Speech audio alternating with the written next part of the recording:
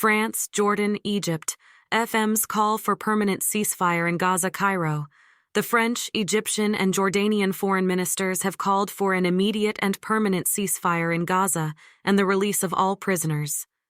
Speaking at a joint press conference in Cairo on Saturday, France's top diplomat Stephane Sejourne said his government would put forward a draft resolution at the UN Security Council, setting out a political settlement of the crisis.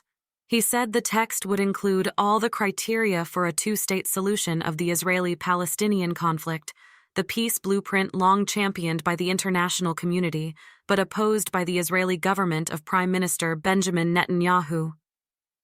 On last Monday, the UNSC had adopted a resolution demanding an immediate ceasefire in Gaza, where the health ministry says the death toll has reached 32,705, most of them women and children.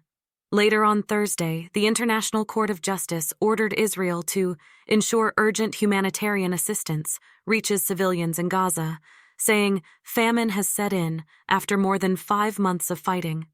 But international law no longer has any impact on the ground when it comes to Israel, Jordanian Foreign Minister Ayman Safadi told the Cairo News Conference. The real disaster is the international community's inability to prevent the humanitarian catastrophe, Safadi said. He said the failure to provide sufficient aid was a political decision by an extremist Israel government which has decided to use starvation as a weapon.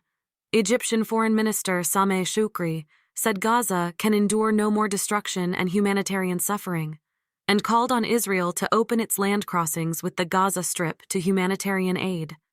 Nearly all aid into the territory has trickled through the Rafah border crossing with Egypt, where world leaders and the United Nations have accused Israel of impeding deliveries.